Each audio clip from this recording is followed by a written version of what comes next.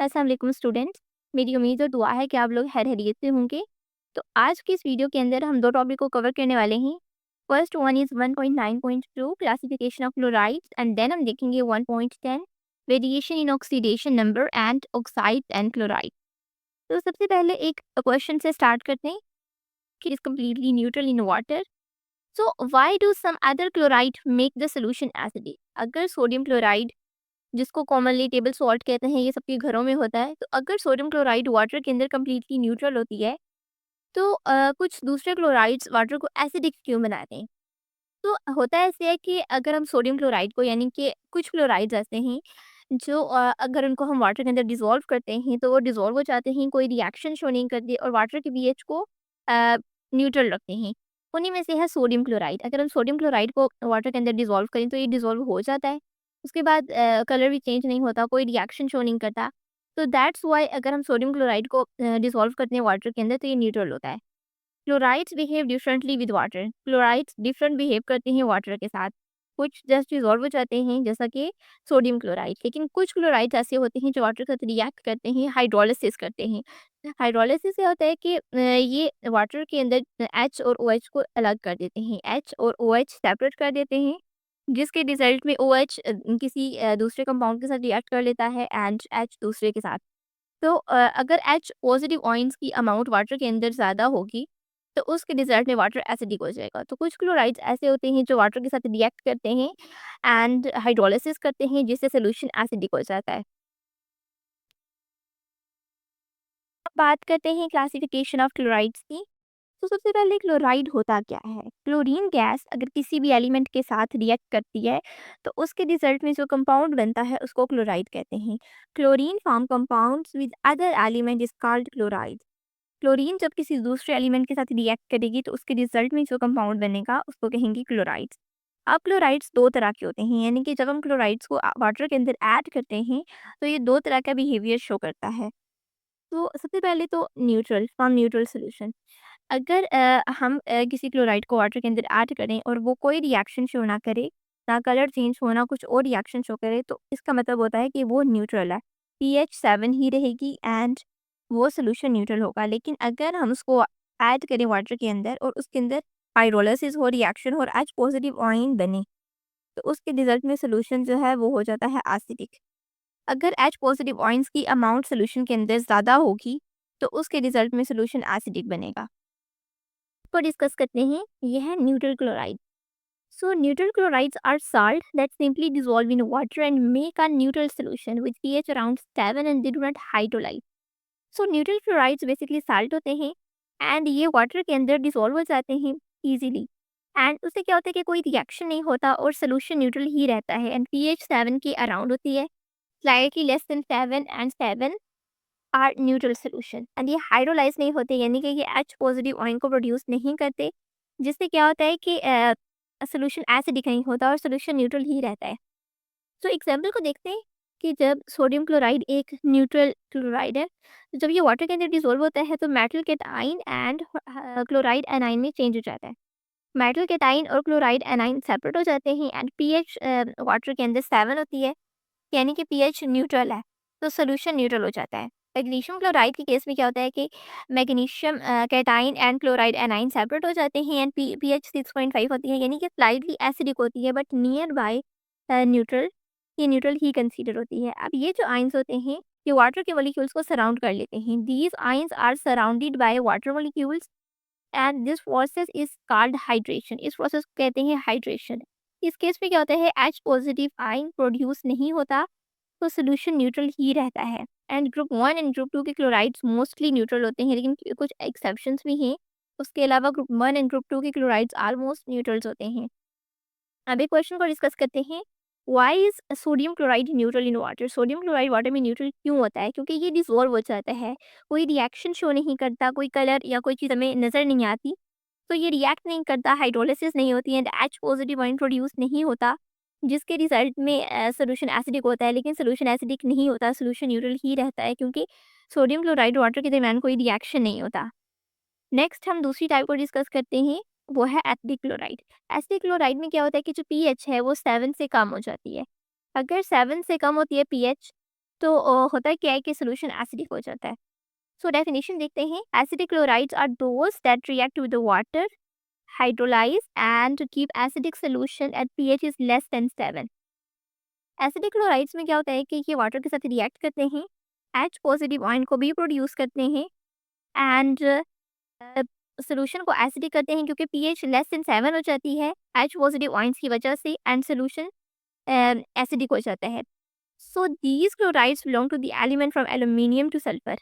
Period 3 के अंदर aluminium से सल्फर तक के जो एलिमेंट्स हैं वो एसिडिक क्लोराइड्स को प्रोड्यूस करते हैं। So period 3 from covalent bonds, अच्छा पीरियड 3 के जो एलिमेंट हैं ये कोवेलेंट बॉन्ड बनाते हैं। इनके केस में क्या होता है कि इलेक्ट्रॉन्स की शेयरिंग होती है, इलेक्ट्रॉन्स पुल होते हैं और ये इलेक्ट्रॉन पेयर को एक्सेप्ट करते हैं। सो दे अटैक वाटर एंड उसके रिजल्ट में क्या होता है, एच पॉजिटिव आयन प्रोड्यूस होता है, सोल्यूशन एसिडिक हो जाता है। जब हम इन क्लोराइड्स को वाटर के अंदर ऐड करते हैं तो ये एच पॉजिटिव आयन को प्रोड्यूस करते हैं एंड HCl बना देते हैं, और H एक स्ट्रॉन्ग एसिड है जिसके रिजल्ट में सोल्यूशन एसिडिक हो जाता है। तो पहले एग्जाम्पल देखते हैं AlCl3। अच्छा AlCl3 यानी कि एल्यूमिनियम क्लोराइड जब रिएक्ट करता है वाटर के साथ तो एल्यूमिनियम हाइड्रोक्साइड बनता है और HCl बनता है। अब एल्यूमिनियम क्लोराइड क्या है, ये एक ल्यूविस एसिड है, यानी कि ये इलेक्ट्रॉन लविंग है, इसको इलेक्ट्रॉन चाहिए होते हैं। तो ये क्या कहता है, ये वाटर से इलेक्ट्रॉन्स को ले लेता है। It grab electrons from water and release HCl। ये वाटर से ले लेता है इलेक्ट्रॉन्स को और HCl बना देता है। अच्छा जब HCl बन जाएगा तो डेफिनेटली ये एक स्ट्रॉन्ग एसिड है, तो pH 7 से कम हो जाएगी एंड सोल्यूशन एसिडिक हो जाएगा। उसके बाद दूसरा हम देखते हैं silicon chloride. Silicon chloride and phosphorus chloride, ये दोनों भी क्या करते हैं, इन्हें भी इलेक्ट्रॉन्स चाहिए होते हैं, तो ये वाटर से इलेक्ट्रॉन्स ले लेते हैं एंड उसके रिजल्ट में HCl को रिलीज कर देते हैं। So silicon chloride and phosphorus chloride ये वाटर के साथ रिएक्ट करते हैं and silicon oxide and phosphoric acid बना देते हैं एंड HCl को रिलीज करते हैं, जिसके रिजल्ट में pH 7 से कम हो जाती है एंड सोल्यूशन एसिडिक हो जाता है। Silicon and phosphorus have polar covalent bonds and they attack on water and release HCl। ये भी अटैक करते हैं वाटर में और HCl जब रिलीज़ होता है, HCl एक स्ट्रॉन्ग एसिड है। तो इससे क्या होता है कि pH जो है वो 7 से कम हो जाती है। तो pH 7 से कम हो जाएगी तो होता क्या है कि सॉल्यूशन एसिडिक हो जाएगा। सो ये एसिडिक क्लोराइड्स के बाद क्विक चेक 1.8 को डिस्कस करते हैं एंड ये क्वेश्चंस आपकी बुक में मेंशन भी हैं। तो सबसे पहला क्वेश्चन है, zinc oxide react with hydrochloric acid to give zinc chloride and with sodium hydroxide to give sodium zincate. Predict the type of this oxide. तो सबसे पहले रिएक्शंस को देखते हैं कि अगर जिंक ऑक्साइड रिएक्ट करता है HCl के साथ तो क्या होता है। अच्छा जिंक ऑक्साइड अगर HCl के साथ रिएक्ट करता है तो जिंक क्लोराइड एंड वाटर बनता है, यानी कि जिंक एंड क्लोराइड कंबाइन होकर बना देते हैं zinc chloride and hydrogen and oxygen combine करके बना देते हैं वाटर। एंड जिंक ऑक्साइड अगर रिएक्ट करता है सोडियम हाइड्रोक्साइड के साथ तो बनता है सोडियम जिंकेट एंड वाटर। अब जिंक ऑक्साइड रिएक्ट कर सकता है बोथ एसिड एंड बेस के साथ, क्योंकि HCl एक स्ट्रॉन्ग एसिड है एंड सोडियम हाइड्रोक्साइड एक स्ट्रॉन्ग बेस है। तो अब जिंक ऑक्साइड ने रिएक्ट किया एसिड और बेस दोनों के साथ। इसका मतलब है ये एक एम्फोटेरिक ऑक्साइड है, यानी कि ये दोनों के साथ रिएक्ट कर सकता है एंड दोनों की प्रॉपर्टीज शो कर सकता है। नेक्स्ट क्वेश्चन आ जाता है, why aluminium chloride is an acidic halide but not HCl। अच्छा HCl क्या करता है, डिसॉल्व हो जाता है वाटर के अंदर एंड सोल्यूशन को न्यूट्रल कर देता है एंड ये एक न्यूट्रल क्लोराइड है। NaCl dissolve in water to give neutral solution and pH is equal to 7 and this is a neutral chloride. But aluminium chloride undergoes hydrolysis and produce H positive ion and it's an acidic chloride. ऐसा aluminium chloride क्या करता है, ये एक Lewis acid है, ये electron loving है, इसको जहाँ से इलेक्ट्रॉन्स मिलते हैं ये इलेक्ट्रॉन्स ले लेता है। तो होता क्या है कि एल्यूमिनियम क्लोराइड रिएक्ट करता है वाटर के साथ, वाटर से उस इलेक्ट्रॉन पेयर ले लेता है and hydrogen positive ion produce कर देता है।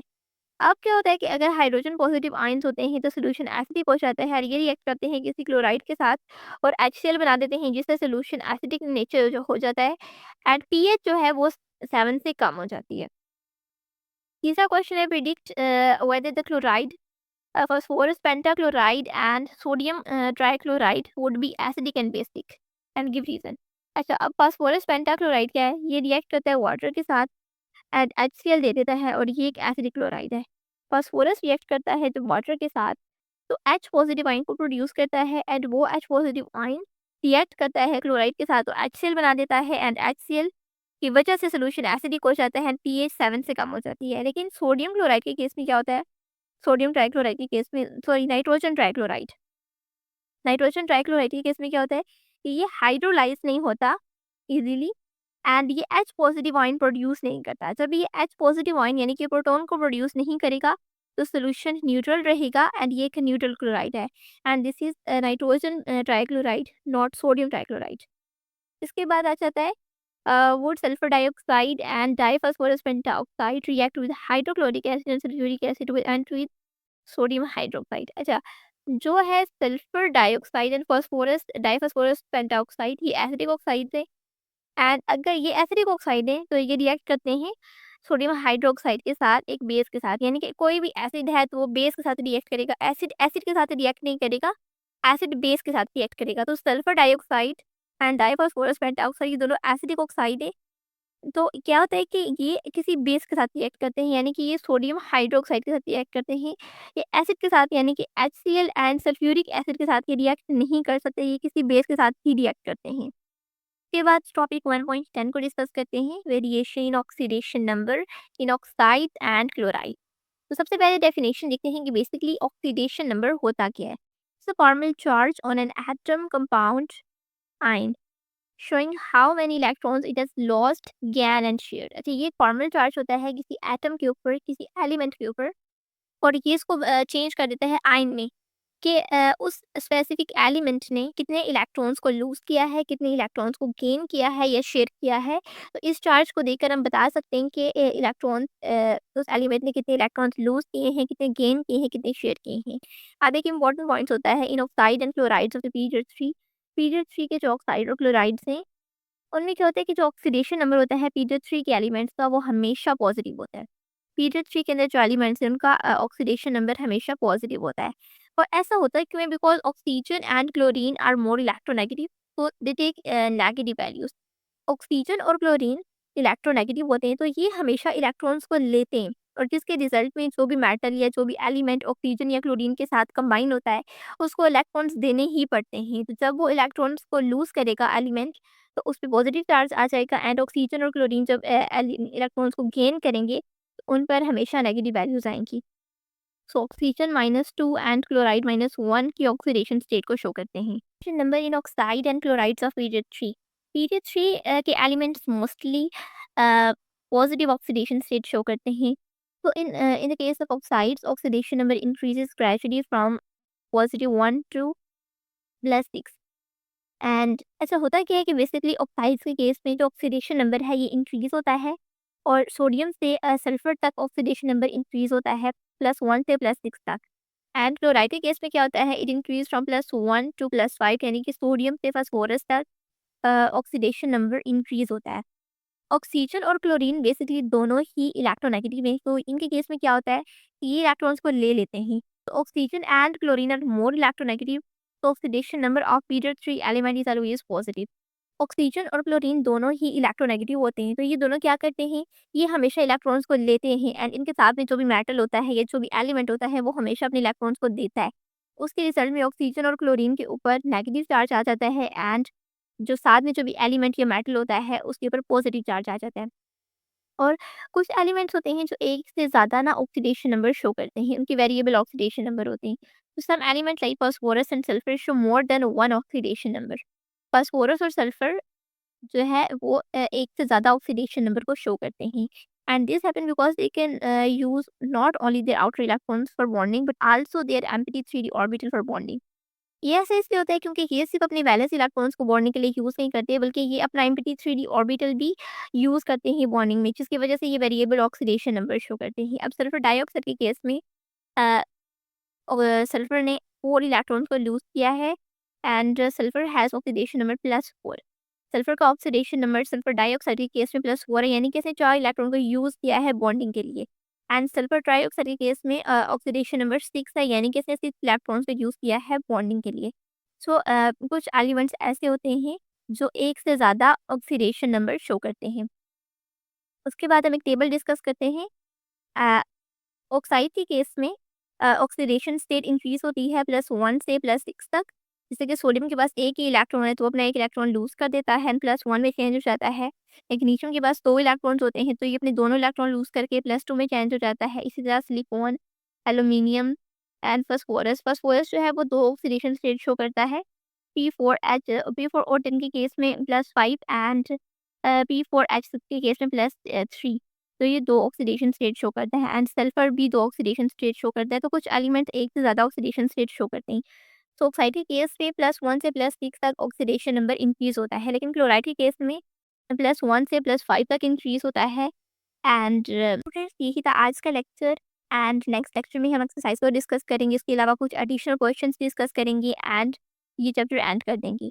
मिलते हैं नेक्स्ट वीडियो में, तब तक के लिए अल्लाह हाफ़िज़। अपना बहुत सारा ख्याल रखिएगा, बहुत अच्छे से पढ़ाई कीजिएगा एंड नेक्स्ट वीडियो में हम फिर से मिलते हैं। अल्लाह हाफ़िज़।